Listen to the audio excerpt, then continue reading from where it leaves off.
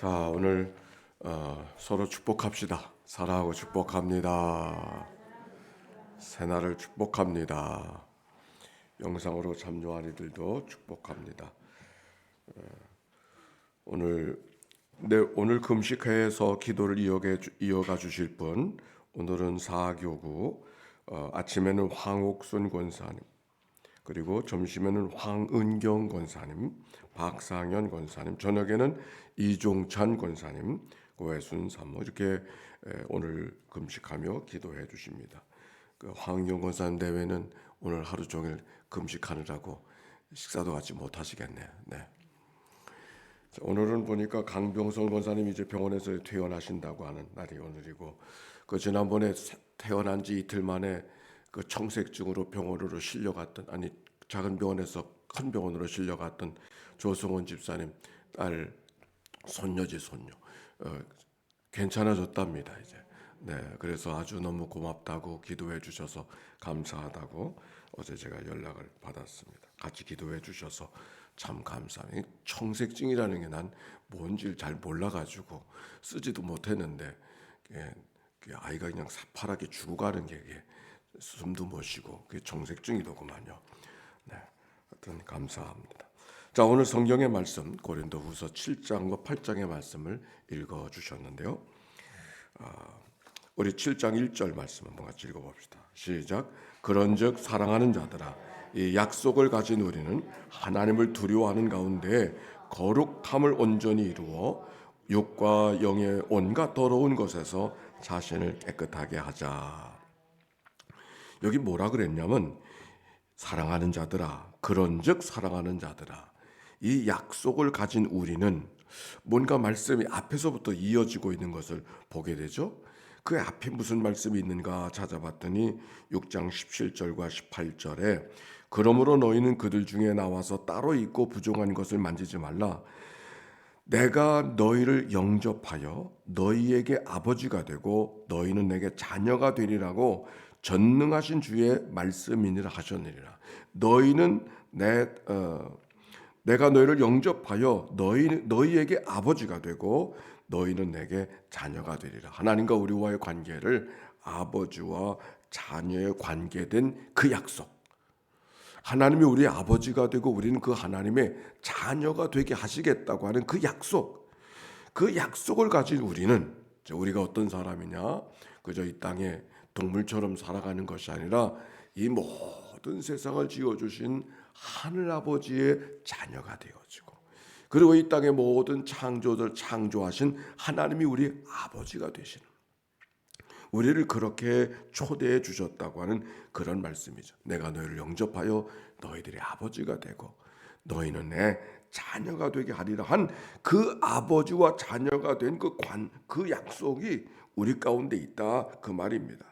그러므로 그런 약속을 가진 우리니, 그러므로 거룩함을 온전히 이루어 육과 영의 온갖 더러운 것에서 너희를 깨끗하게 하자 그랬어요. 거룩함을 온전히 이루어, 거룩함을 이루라고 하는 말이 무슨 말인가요? 그 말이 다른 말이 아니죠. 거룩함을 온전히 이루어 육과 영의 온갖 더러운 것에서 자신을 깨끗하게 하자. 즉 거룩함을 온전히 이룬다고 하는 것은 우리의 삶이 육과 영의 온전히 깨끗함을 이루는 것이 바로 온전한 거룩함인 것을 이 말씀 속에 찾아볼 수 있지 않습니까? 온전하게 깨끗한 것, 그것이 온전한 거룩함을 하나님 앞에 드리는, 거룩함을 이루어가는 삶이라고 하는 말씀이 오늘 성경에 있는 이야기예요. 그러므로 우리가 하나님 앞에 깨끗한 예배, 거룩한 예배를 드린다고 하는 것은 하나님과 우리와의 관계가 온전한 관계를 이루어졌음을 이야기하고 있는 것이죠. 예배를 가리켜서 거룩한 예배 그렇게 표현하지 않습니까? 우리가 하나님 앞에 예배 드릴 때 그냥 예배가 아니라 거룩한 예배를 드려야 된다. 거룩한 예배를 드려야 된다고 하는 것은 장엄한 음악이 나오고 순서가 멋지고 휘황찬란한 여러 가지 장식이 있어야 거룩한 예배가 아니라 우리의 생각과 마음이 온전히 하나님 앞에 드릴 수 있을 때 그것이 바로 거룩한 예배의 옳습니다. 온전한 시간을 드리고 그 온전한 시간을 드린다고 하는 것은 물리적으로 시간을 드리는 것만이 아니라 예배 안에 순서가 있잖아요. 순서에 온전히 마음을 다하여 참여하고 있을 때 온전히 거룩한 예배라 말할 수 있을 거예요. 예를 들면은 찬송할 때 함께 찬송하고, 기도할 때 함께 기도하고, 말씀을 들을 때 함께 온 몸을 귀삼아 하나님의 말씀을 경청하는, 우리가 하나님 앞에 예배할 때 찬송하고 기도할 때 딴 거 하면은, 기도할 때 찬송하고 찬송할 때 기도하면 그거 온전한 예배, 거룩한 예배라고 할 수 없는 것이죠. 말씀을 듣는데 다른 거 손장난하고 있으면 그것도 온전한 예배라고 할 수 없는 것이죠. 우리가 참 그렇게 소홀히 할 때가 많이 있지 않습니까? 즉 하나님과 우리와의 관계 속에서 이물질이 들어가 있지 않은, 더러운 것이 들어가 있지 아니하는 그런 것이 온전한 거룩함이다. 그런데 무엇이 온전한 거룩함이냐? 하나님과 우리와의 관계가 온전한 거룩한, 온전한 깨끗한 관계가 되어졌음을 이야기하고 있는 거예요. 그래서 하시는 말씀이 하나님께서 온전히 나를 향하고 있으니, 하나님께서 온전히 나를 향하고 있으니 우리도 온전히 하나님 앞에 향한 삶을 살아가야 된다. 다른 말로 말하면 하나님이 세상에 나 한 사람만 사는 것처럼 나를 사랑해 주시는, 이것저것 기웃거리며 나를 사랑하는 것이 아니라 온전히 내게만 집중하고 나만 사랑하시듯이 하나 사랑하시는 그 하나님의 사랑이 우리 가운데 있으니 우리도 온전한 마음으로 하나님께 향하는 삶을 살아가야 되지 않는가 하는 말씀이 오늘 성경의 말씀이에요. 거룩함을 온전히 이루라. 그래서 육과 영을 깨끗하게 하자 말씀하고 있는 것이죠. 자, 그런데 2절의 말씀 봅시다. 2절 말씀 시작. 마음으로 우리를 영접하라. 우리는 아무에게도 불의를 행하지 아니하고 아무에게도 해롭지 않게 하고 아무에게도 속여. 이게 무슨 말이에요? 처음에 뭐라고 시작했어요? 마음으로 우리를 영접하라. 우리는 누구예요? 사도 바울과 바울의 일행을 말하는 것이 아니겠습니까? 바울의 일행. 마음으로 우리를 영접하라. 우리를 영접하라. 바울이 지금 고린도 교인들이 하는 말이에요. 우리를 영접해다오. 이 말은 무슨 말이에요? 다른 말로 하면 고린도 교인들이 바울을 영접하고 있다는 말이에요? 영접하지 않는다는 말이에요? 영접하지 않으니까 우리를 영접하라고 이야기하는 거잖아요. 영접하고 있지 않아요. 뭔가 지금 고린도 교회는 바울을 통하여 전도가 되어지고 복음이 심어져서 교회를 이룬 그런 교회였었고, 그리고 그 교회에 여러 가지 어려운 문제가 있어서 마치 안타까운 마음으로 편지를 썼잖아요. 이건 지금 고린도 후서의 말씀이에요. 고린도 전서의 편지를 썼잖아요. 그런데 고린도 교인들과 사도 바울의 일이 뭔가 불편한 관계가 있는 거예요. 우리가 앞에도 이야기했지만 사도 바울을 향하여서 추천서를 보내라고, 당신이 정말 추천서를 보내라고 하는 얘기는 당신이 정말 사도 맞느냐고 그렇게 말하는 거죠. 그건 마치 담임 목사 보고 이렇게 하는데 당신 담임 목사 맞습니까? 이러고 똑같은 거예요. 어찌 사도 바울이 그렇게 말할 수 있어요? 그러니까 바울이 그러는 마음이 불편한 거예요. 그러나 그 불편한 가운데서 우리를 뭐라 그랬어요? 마음으로 우리를 영접해다.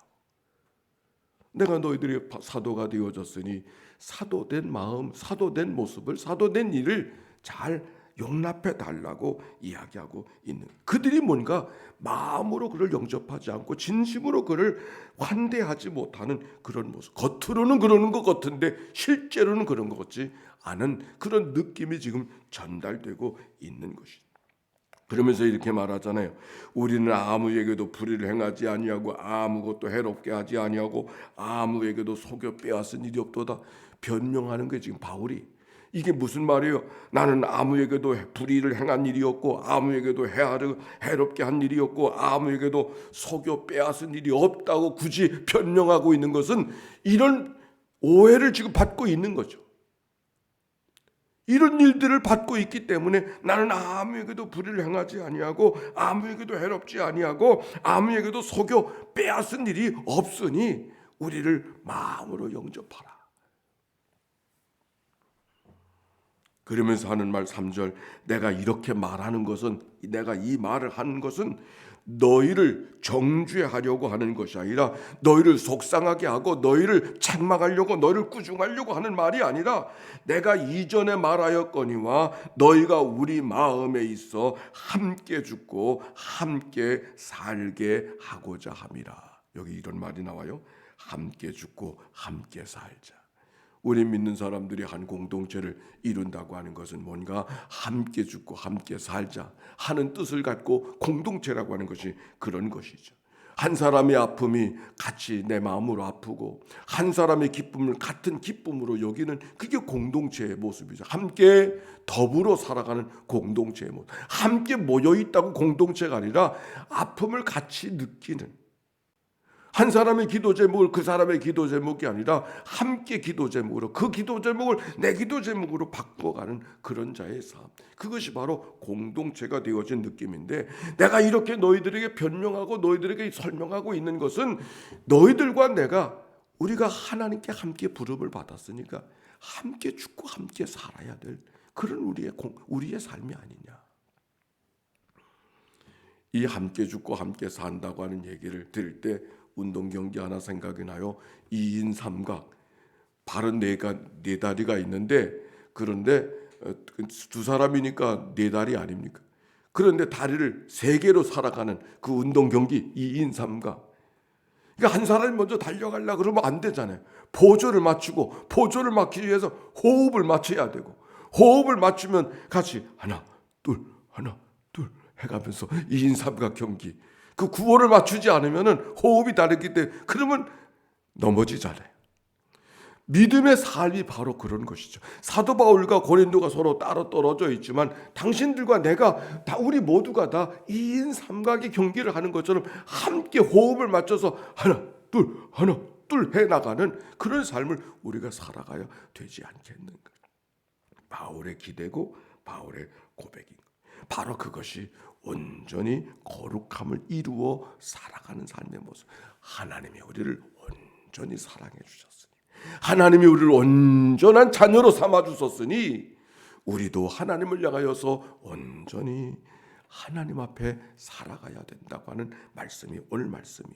그 하나님이 우리를 사랑해 주셨듯이 우리가 하나님을 향하여는 그 모습 똑같처럼 우리가 하나님을 사랑한다고 하는 말, 하나님과 온전한 연합을 이룬다고 하는 말이 뭔가, 그거는 바로 고린도 교회와 사도 바울이 온전한 연합하는 관계가 되어졌었을 때 비로소 우리가 하나님을 온전히, 우리를 하나님의 자녀로 삼아 주신 하나님과 온전한 거룩함의 관계 속에 살아가는 것이 됨을 오늘 성경 사도 바울이 이야기하고 있는 것이에요. 사도 바울이 오해를, 고린도 교회가 뭔가 서먹서먹한 관계가 되어져서 지금 변명하는 이야기가 있는 것이 고린도후서라고 이야기했고, 사도권에 대한 추천서에 대한 문제를 앞에 이야기했지만, 이제 내일부터는 어떤 문제들이 오해되고 있고 어떤 문제들이 지금 다가왔는가는 내일부터 이야기하게 되어져요. 거기는 사도권의 문제도 있고 거기는 재정에 대한 문제도 있고 그런 모습이 찾아보게 되어집니다. 어쨌든지 그런 걱정과 염려가 있어서 사도 바울이 편지를 보낸 거예요. 그리고 디도를 보낸 거예요. 그러나 그 소식이, 어떻게 편지를 주었지만 그 소식을 듣고 편지를 받고 사도 바울이 어떻게 반응했는지 궁금하지 않겠습니까? 고린도 전서는 설교하는 얘기, 책망, 여러 가지 일들을 가르치는 이야기가 고린도 전서에 있잖아요. 편지를 보내놓고 바울이 편안하지 않은 거예요. 이 편지에 대해서 고린도 교인들이 어떻게 반응하고 있을까, 그런 마음이 바울의 마음속에 있었잖아요.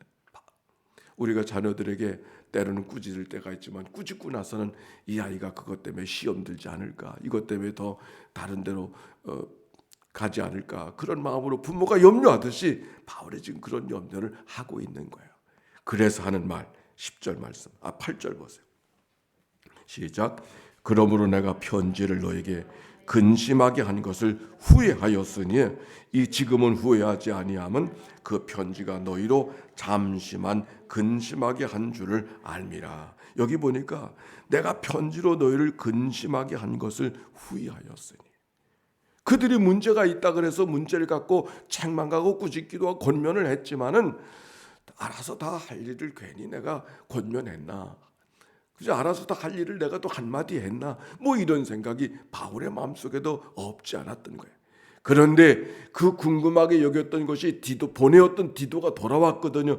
그 디도를 통해서 위로를 받고 그리고 반복해서 사용하는 편지 글을 그리고 나서 쓰는 글이 오늘 여기 고린도후서에 있는 말씀인데, 내가 근심하게 되어졌던 것을 후회하였으나 지금은 후회하지 아니하면 그 편지가 너희로 잠시만 근심하게 한 줄 아노라. 즉 바울이 고린도 교회에게 쓴 편지가 아마도 그들에게 권면한 대로 뭔가 상처받고 그런 것이 아니라 그것을 통해서 그들이 마음의 돌이킴을 얻게 된 것 같아요.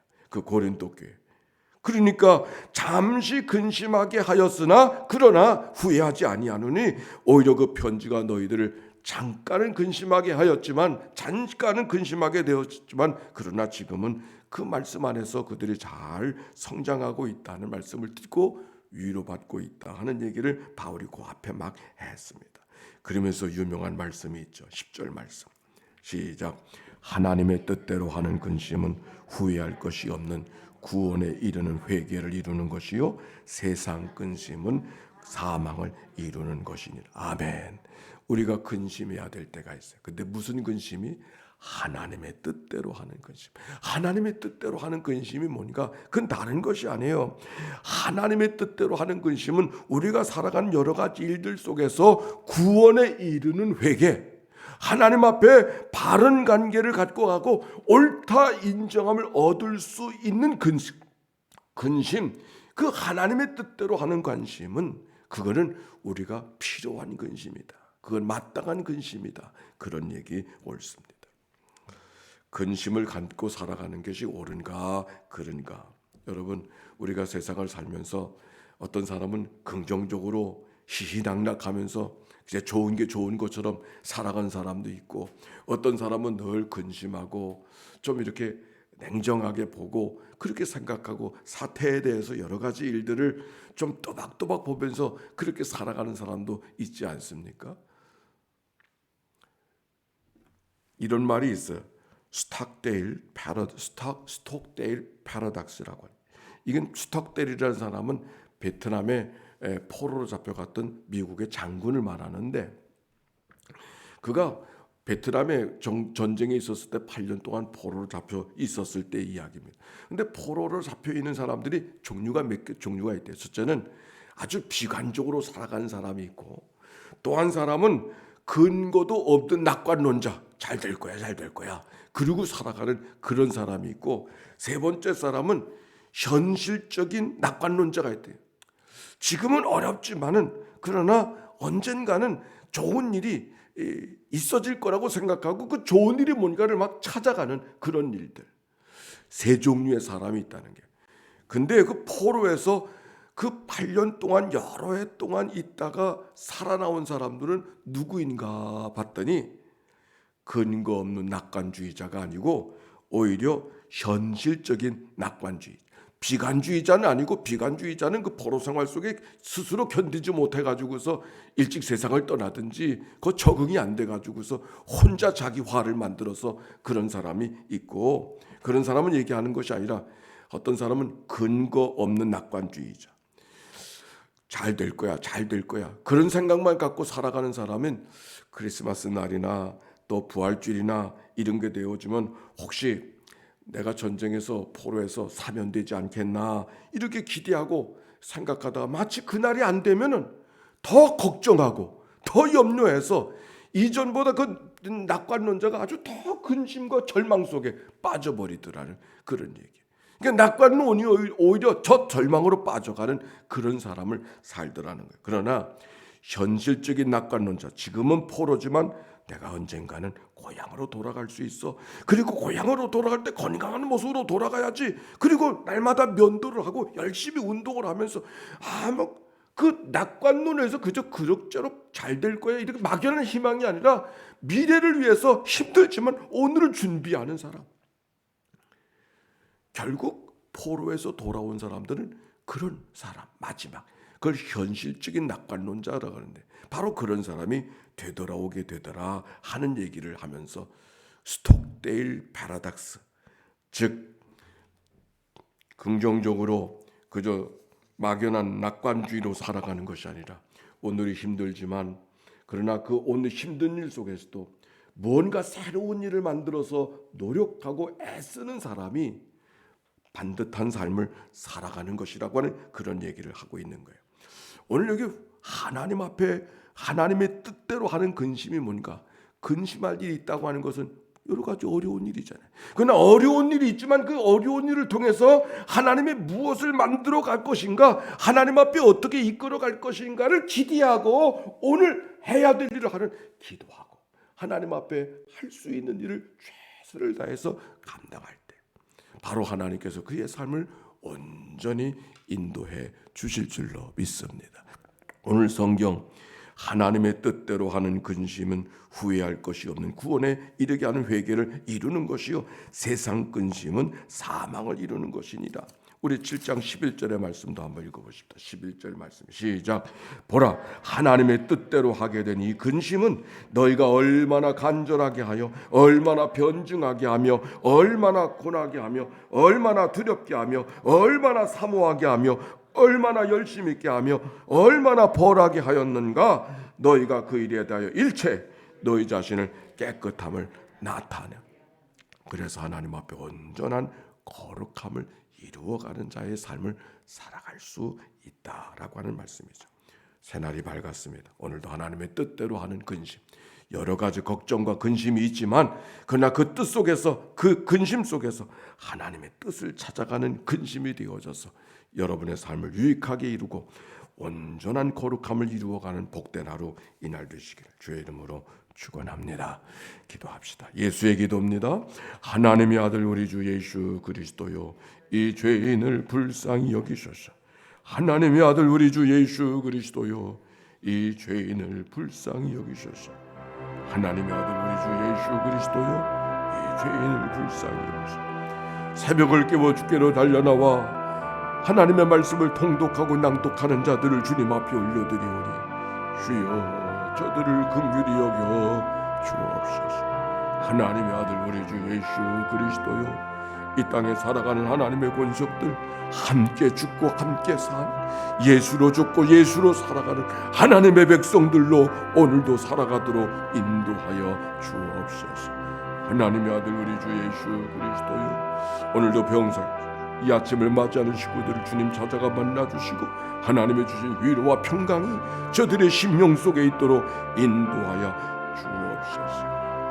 하나님의 아들 우리 주 예수 그리스도요 오늘도 드려진 예물을 축복하시고 하나님의 아들 우리 주 예수 그리스도요 저들을 주님 앞에 올려드리오니 하늘아버지의 평강과 위로와 소망과 용기를 허락하여 주옵소서.